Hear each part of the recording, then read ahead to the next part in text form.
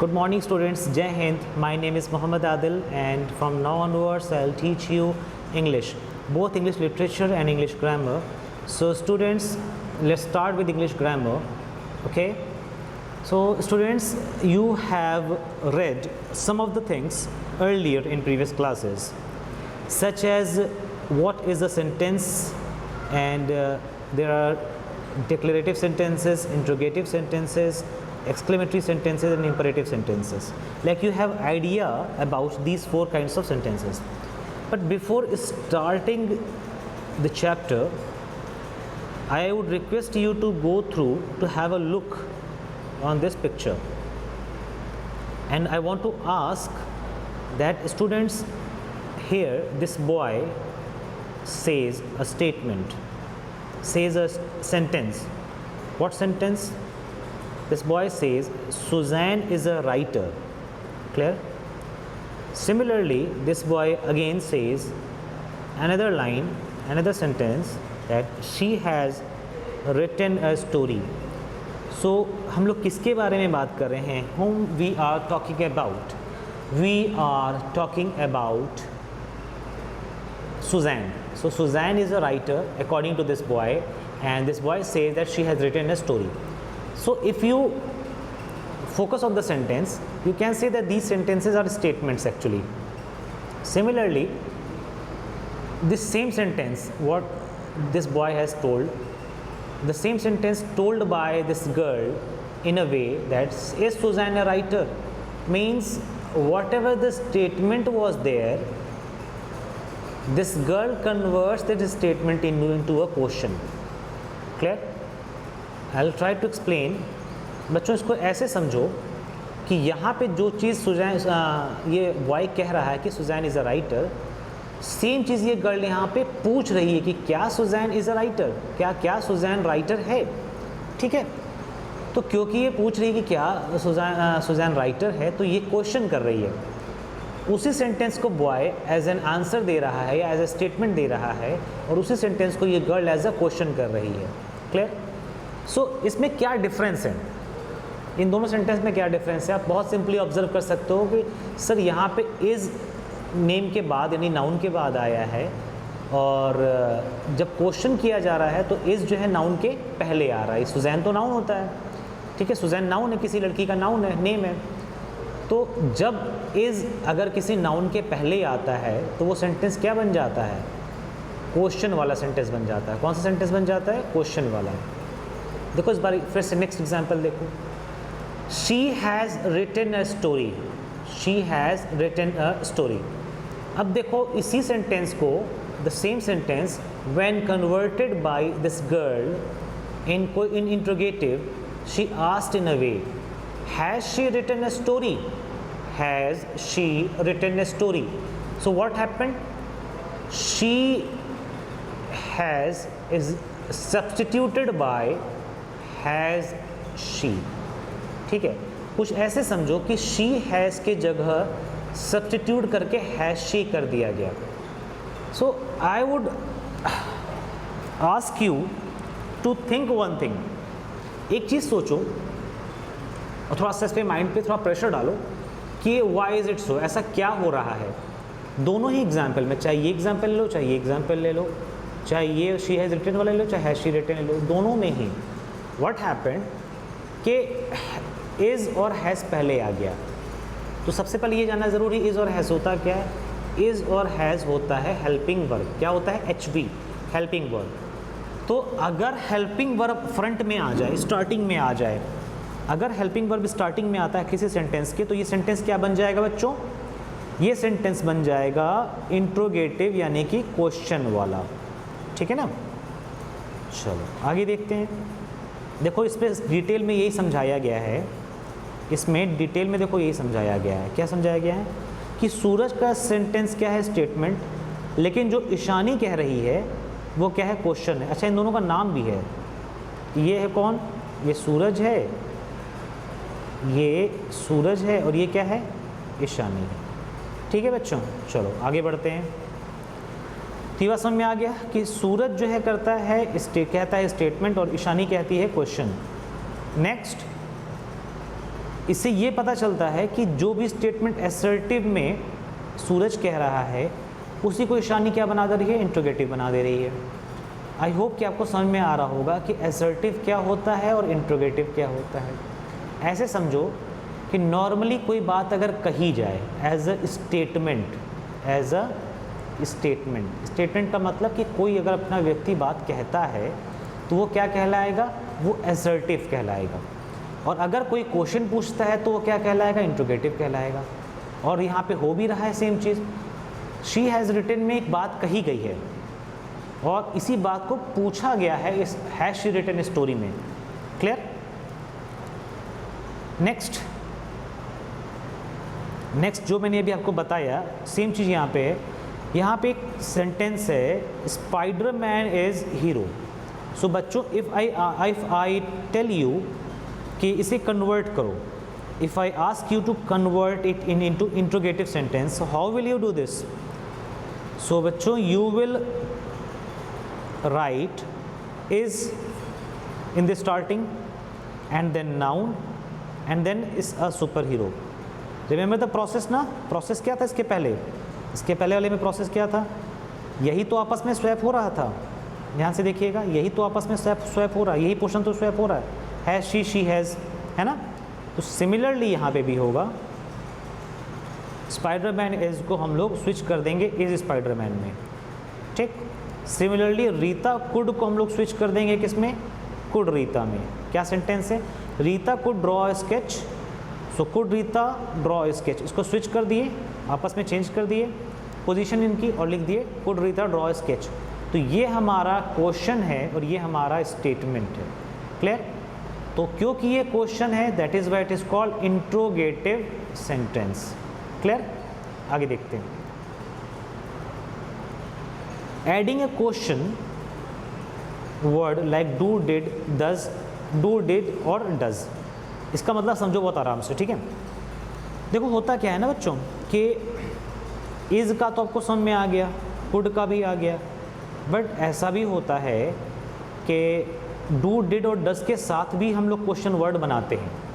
We make question words, we make interrogative sentences even with the help of do did और does.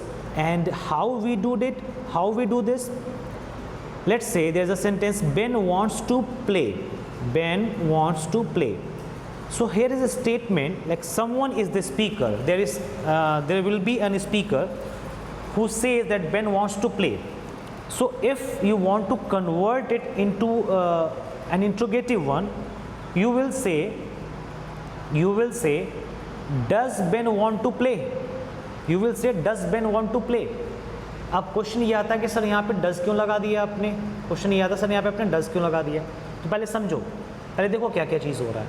They gifted me a car, they gifted me a car. Clear? क्या है, they gifted me a car. तो यहाँ पे क्या किया, did they gift me a car. Clear? Similarly I want to eat a slice of cake, so do I want to eat a slice of cake? So try to understand क्या difference आ रहा है बच्चों इसमें। एक जगह पे does use हुआ, एक जगह डिड यूज़ हुआ, एक जगह डू यूज़ हुआ। So where is the difference, where is the difference? So students, difference यहाँ पे है कि जब कभी भी यहाँ पे वर्ब के पहले, ध्यान देना, वर्ब में हम कहते हैं वर्ब WANT एक वर्ब है। क्लियर? लेकिन अगर इस वर्ब के आगे एक छोटा सा s लगा हुआ है, ठीक है, ध्यान दीजिएगा, जब इस वर्ब के आगे एक छोटा सा s लगा हुआ है, जैसे मान लो आप लोग कहते हो ईट, खाना। क्लियर? अब इस ईट के आगे एक छोटा सा s अगर हम लगा दें, इट्स नॉट अबाउट छोटा सा, मीन्स वर्ड कुछ यूँ बन जाए कि EAT के प्लेस पे अगर हम EATS लिख दें, ठीक, ईट की जगह पे अगर ईट्स लिखा है और हमें इसे कन्वर्ट करना है तो हम लोग डज लगा के कन्वर्ट करते हैं इंट्रोगेटिव में। जैसे वर्ब हमेशा वांट होता है, वांट्स नहीं होता, लेकिन यहाँ पे वांट्स है, एस लगा हुआ है, इसलिए यहाँ पे हम क्या लगा देंगे, डज लगा देंगे। क्लियर हो गया बच्चों? ठीक। नेक्स्ट है, they gifted me a car, they gifted me a car. So अब हम ये कहते हैं कि जो वर्ड होता है, जो वर्ब होता है, वर्ड नहीं, जो वर्ब होता है वो होता है गिफ्ट, या फिर अभी मैंने किसका एग्जांपल लिया, वांट का लिया। गिव भी होता है और वांट भी होता है, ठीक है, चाहे वो गिफ्ट हो चाहे वो वांट हो। क्लियर? अगर ये ईडी के साथ लगा हुआ है, यानी कि गिफ्ट के जगह पे गिफ्टेड लिखा है, या फिर वांट के जगह पे मान लो वांटेड लिखा हुआ है। क्लियर? गिफ्ट की जगह पे गिफ्टेड है या वांट की जगह पे वांटेड है, तो हम लोग क्या रिप्लेस करेंगे, डिड रिप्लेस करेंगे। क्लियर हो रहा है? जैसे यहाँ पे वांट्स था, एस लगा था तो डस से रिप्लेस किए, यहाँ पे किससे रिप्लेस करेंगे, डिड से रिप्लेस करेंगे। क्लियर? अच्छा, वो एस वाला क्लियर हो गया, ईडी वाला क्लियर हो गया। अब अगर ना एस लगा है ना ईडी लगा है तो क्या करेंगे? तो बच्चों ये बहुत ही आसान है, अगर एस भी नहीं है ईडी भी नहीं है तो हम लोग किससे रिप्लेस कर देंगे, डू से रिप्लेस कर देंगे। ठीक है ना, ध्यान दीजिएगा। अब क्या सेंटेंस हो रहा है, बेन वॉन्ट्स टू प्ले, तो हमने क्या किया, डज लगा दिया और बेन वॉन्ट टू प्ले कर दिया, बेन वॉन्ट टू प्ले कर दिया। सिमिलरली दे गिफ्टेड मी ए कार की जगह हमने क्या किया, पहले डिड लगा दिया, फिर they gifted me a racing car कर दिया। Similarly I want to eat a slice of cake था, तो हमने इसे कन्वर्ट करके यहाँ पे डू रखा। मैंने सिखाया ना कि अगर कुछ ना एस है ना ईडी है तो क्या करेंगे, सिंपली डू रखेंगे। तो डू रखा, फिर यहाँ कर दिया I want to eat a slice of cake. Clear? यहाँ पे जो सारी चीज़ें हमने बनाई ना बच्चों, these are actually interrogative sentences. ठीक है, these are actually interrogative sentences. INTERROGATIVE, interrogative sentence. देखो यहाँ पे लिखा भी हुआ है। क्लियर? सो आई होप कि इतना हो गया होगा। सो थोड़ा सा आगे बढ़ते हैं। जैसे बच्चों ये क्वेश्चन है, अब ये क्वेश्चन मैं आपको एज अ होमवर्क देना चाहता हूँ, ये सारे क्वेश्चंस है ना ये, ठीक है। मैं इसको आपको एज अ PDF आपकी या एज अ पिक आपके व्हाट्सएप पे सेंड कर दूंगा। So I will help you a bit. कैसे? देखो, जैसे पहला सेंटेंस है, this is a beautiful spot. So क्योंकि यहाँ पे इज़ है तो इज़ सबसे पहले कर देंगे। ठीक, क्लियर? इज़ सबसे पहले कर देंगे, इज़, फिर this a beautiful spot. Clear हो रहा है ना? बस इसी में स्विच करना है। ठीक, जैसे ये जो दिस इज़ लिखा हुआ है, यहाँ पे हम लोग इज़ दिस कर देंगे। थोड़ी सी प्रॉब्लम हो रही बनाने में, वेट अ मिनट। हम लोग क्या कर देंगे, इज़ दिस कर देंगे। Clear? Try to understand. So next है, no one should tolerate injustice. No one should tolerate injustice. Clear? अब देखो यहाँ पे मेरे को बताना बहुत ज़रूरी पड़ गया। अच्छा, वही क्वेश्चन आ गया। देखो SHOULD, इसको क्या कहते हैं, शुड कहते हैं। ठीक है बच्चों, तो should is also a kind of helping verb. हालांकि इसको हम लोग हेल्पिंग वर्ब नहीं कह सकते, ये बेसिकली मोडल्स कहा जाता है, मोडल्स या मॉडल्स कहा जाता है, which you will read in your senior classes. ठीक है, क्लियर? अपने सीनियर क्लासेस में पढ़ोगे। बट अभी यहाँ पे ये समझो कि this should is being used as a helping verb. तो अगर ये हेल्पिंग वर्ब की तरह यूज़ हो रहा है तो कुछ अभी जैसे पहले आपने देखा कि कुड था, तो कुड को हमने आगे सब्स्टिट्यूट कर दिया था। सिमिलरली यहाँ पे भी करेंगे, शुड को हम लोग आगे सब्स्टिट्यूट कर देंगे। ठीक है, और शुड को सब्स्टिट्यूट करने के बाद सिंपली वही हो जाएगा, should no one tolerate injustice. Clear हो रहा है ना? Next, everything is familiar with roar of a tiger. Everything is familiar with roar of a tiger. It is again a very easy thing. Why easy? क्योंकि इसमें कुछ नहीं करना है, बस इज को इधर कर दो, कहाँ पे, एवरीथिंग के जगह पे, और एवरीवन के जगह पे, और एवरीवन को इसके जगह पे कर दो। मैं फिर से रीड कर रहा हूँ, everyone is familiar with roar of tiger. तो अब क्या इसको कन्वर्ट करोगे, is everyone familiar with the roar of tiger. ठीक है, ये 3 एग्जाम्पल्स हो चुका है। सिमिलरली आपको बाकी 2 भी कर लेना है, और इस तरीके से आपको ये सारा का सारा जो मैंने बताया इसे कंप्लीट करके रखना है। आई होप कि सारी चीज़ें क्लियर हो गई होंगी। And one more thing I would like to add कि इसमें जो भी मैं क्वेश्चंस आंसर कराऊंगा, चाहे लिटरेचर हो, चाहे आपकी चाहे टेक्स्ट बुक हो, चाहे वो ग्रामर की हो, it is very important and must for all of you कि आप क्वेश्चंस को कंप्लीट करके अपने फेयर कॉपी में, नॉट इन रफ कॉपी, अपने फेयर कॉपी में कंप्लीट करके उसे स्कूल में आके डिपॉजिट करोगे.